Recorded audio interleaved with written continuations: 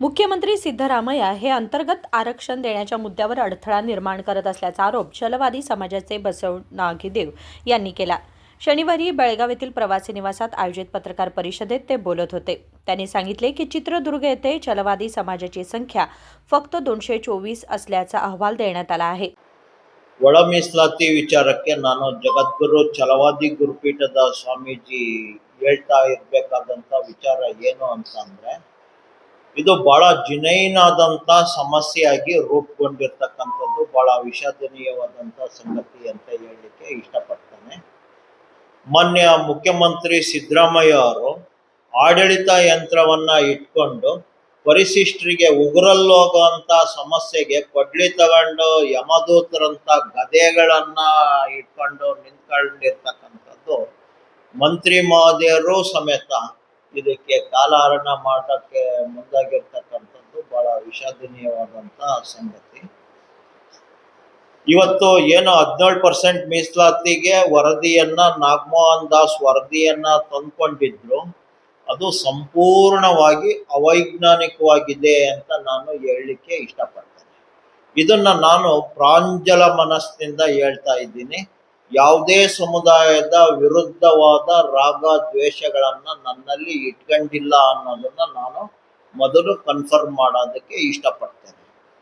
ನಮ್ಮ ಬಲ್ಗೈ ಸಮುದಾಯಕ್ಕೆ, ಛಲವಾದಿ ಸಮುದಾಯಕ್ಕೆ, ವಲಯ ಸಮುದಾಯಕ್ಕೆ, ಉದಾಹರಣೆಗೆ ನಾನು ಇರ್ತಕ್ಕಂಥ ನಮ್ಮ ಮಠ ಇರ್ತಕ್ಕಂಥ ಚಿತ್ರದುರ್ಗ ಜಿಲ್ಲೆಯ ಉದಾಹರಣೆ ತೆಗೆದುಕೊಂಡ್ರೆ, ಛಲವಾದಿಗಳು ಎಷ್ಟು ಜನ ಇದ್ದಾರೆ ಅಂದ್ರೆ 224 ಜನ ಇದ್ದಾರೆ ಅನ್ನೋ ಅಂತ ಅಂಕಿ ಸಂಖ್ಯೆಯನ್ನ ಕೊಟ್ಟಿದ್ದಾರೆ.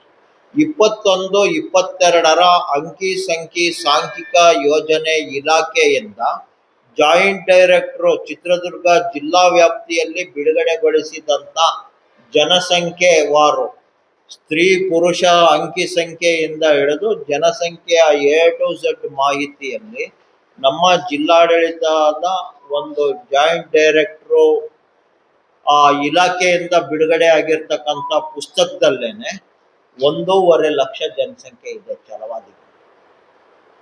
ಅದನ್ನ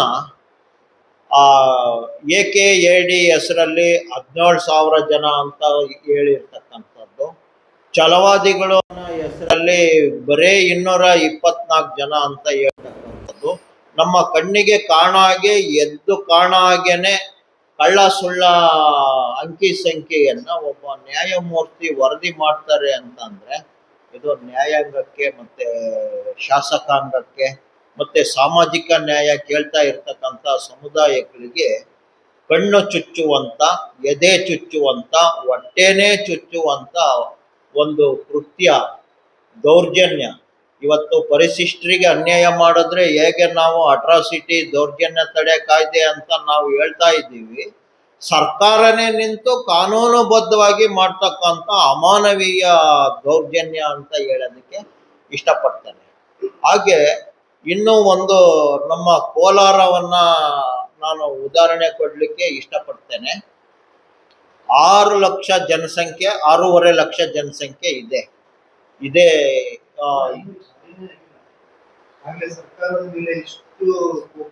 ಅಂಕಿತ ಆಗೋಗಿದೆ.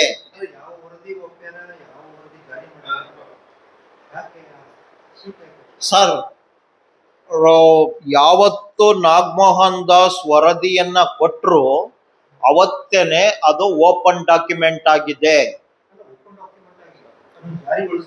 ಹೌದು, ರಾಜ್ಯಪಾಲರು ಸೈನ್ ಆಗಿದೆ ಅಂತ ಅಂದ್ರೆ ಈಗ ಗೆಜೆಟ್ ಕೂಡ ಆಗೋಗಿದೆ. ಅದು ಈಗ ನಮ್ಗೆ ಅದು ಕಾಪಿ ರಾಜ್ಯಪಾಲರು ಸೈನ್ ಆದ್ಮೇಲೆ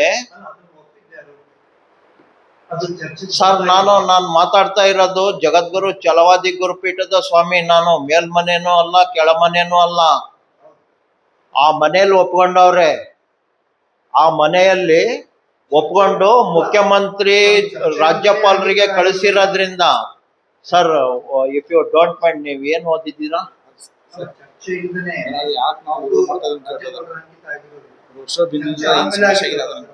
ಅಲ್ಲ, 1 ನಿಮಿಷ. UPSCಗೆ ಮೇನ್ಸ್ ಎಕ್ಸಾಮ್ ಕೋಚರು ನನ್ನ ನನ್ನ ನನ್ನ ಶಿಷ್ಯರೇ ಎಜುಕೇಶನ್ ಪ್ರಶ್ನೆ ಇಲ್ಲ. ಸರ್ ಜಾರಿ ಆಗಿದೆ, ಈಗ ಜಾರಿ ಆಗೋಗಿದೆ. ಇಫ್ ಯು ಡೋಂಟ್ ಮೈಂಡ್, ರಾಜ್ಯಪಾಲರು ಸೈನ್ ಹಾಕಿ ಇವತ್ತು ಅಧಿಕೃತ ಜಾರಿಯಾಗಿದೆ. ವಿತ್ ಲೀಗಲಿ ನಾಗಮೋಹನ್ ದಾಸ್ ವರದಿ ಜಾರಿಯಾಗಿದೆ.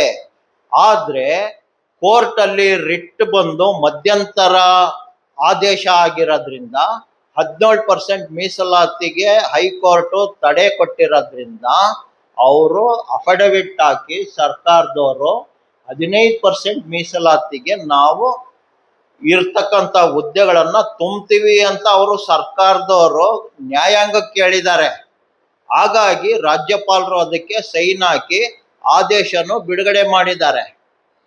ಹಾಗಾಗಿ ಈಗ ನಮ್ಗೆ ಆಗ್ತಾ ಇರೋ ಅನ್ಯಾಯ ಏನು ಅಂದ್ರೆ, ಒಂದ್ ಕಣ್ಣಿಗೆ ಬೆಣ್ಣೆ ಒಂದ್ ಕಣ್ಣಿಗೆ ಸುಣ್ಣ ಆಗಿ ಒಳ ಮೀಸಲಾತಿ ಇದೆ. ನಾವು ನಾನು ಹೇಳ್ದೆ, ಚಲವಾದಿ ಗುರುಪೀಠ ಮಠ ಇರ್ತಕ್ಕಂಥ ಊರಲ್ಲಿ 1.5 ಲಕ್ಷ ಇರ್ತಕ್ಕಂಥ ಜನಸಂಖ್ಯೆಯನ್ನ ಕೇವಲ 224 ಚಲವಾದಿಗಳು, AKAD ಲೆಕ್ಕದಲ್ಲಿ ಇರ್ತಕ್ಕಂಥವ್ರು ಕೇವಲ 17,000 ಅಂತ ಹೇಳಿ ನಮ್ಮ ಬಲಗೈನವರ ಸಂಖ್ಯೆಯನ್ನ ಮೇಲ್ನೋಟಕ್ಕೆ 80-90% ಕಳ್ಳ ಸುಳ್ಳ ಡಾಟಾ ಕೊಟ್ಟವ್ರೆ. ಎಂಪರಿಕಲ್ ಡಾಟಾ ಅಂದ್ರೆ ವಾಸ್ತವ ದತ್ತಾಂಶ ಅಂತ. ಆ ವಾಸ್ತವ ದತ್ತಾಂಶದಲ್ಲೇ ಕೊರತೆ ಆದಾಗ ಸಾಮಾಜಿಕ ನ್ಯಾಯ ಎಲ್ಲಿ ಬರುತ್ತೆ? ಅದನ್ನ ನಾವು ವಿರೋಧಿಸಿದ್ದೀವಿ. ಅದು ನಾನು ಉದಾಹರಣೆ ಪ್ರಾಸ್ತಾವಿಕವಾಗಿ 2 ಜಿಲ್ಲೆಯದು ಮಾತ್ರ ಹೇಳ್ದೆ. 31 ಜಿಲ್ಲೆದು ಕೂಡ ಕಳ್ಳ ಸುಳ್ಳ ಇದೆ. ಆಮೇಲೆ ಜನಸಂಖ್ಯೆಯಲ್ಲಿ ನಾವು ಅಧ್ಯಯನ ಮಾಡಿಕೊಂಡು ನಾವು ಕೂಡ ವಿತ್ ರೆಕಾರ್ಡ್ಸ್, ನಾನು ಜನಸಂಖ್ಯೆಯನ್ನು ಎಣಿಸಿಲ್ಲ. ಸರ್ಕಾರದ ಇಲ್ಲಿ ತನಕ ಇರೋ ಅಂತ ಎಲ್ಲ ಡಾಟಾಗಳನ್ನ ನಾವು ಅಧ್ಯಯನ ಮಾಡಿದಾಗ ಈಗ ಏನ್ ನಾಗಮೋಹನ್ ದಾಸ್ ಕೊಟ್ಟಿದ್ದಾರೆ ಅದಕ್ಕಿಂತಲೂ ಹೆಚ್ಚಿಗೆ ಸಂಖ್ಯೆಯಲ್ಲಿ ನಮ್ಮ ಸಮುದಾಯ ಇದೆ. ನನ್ನ ಅಂಕಿ ಸಂಖ್ಯೆ ಅಲ್ಲ, ಸರ್ಕಾರದ ಈವರೆಗೂ ಇರ್ತಕ್ಕಂಥ ಅಂಕಿ ಸಂಖ್ಯೆಗಳ ವರದಿಯಲ್ಲಿ. ಹಾಗಾಗಿ ನಾವು ಎ ಗುಂಪಿಗೆ ಬರಬೇಕಾಗಿತ್ತು, ನಾವೇ ಎ ಗುಂಪಿಗೆ ಬರಬೇಕಾಗಿತ್ತು. ಆದ್ರೆ ಬಿ ಗುಂಪಲ್ಲಿ ಹಾಕಿರ್ತಕ್ಕಂಥದ್ದು ವಿಷಾದನೀಯವಾದಂತಹ ಸಂಗತಿ. आमेले नागमोहन चलवादी समाज हा नागमोहन दास अहवाल मान्य करणार नाही असेही त्यांनी स्पष्ट केले. तसेच 17% आरक्षणासंदर्भात न्यायालयाने स्थगिती दिल्याचेही त्यांनी सांगितले. नजीम बेटगेरी, KMM मराठी, बेळगाव.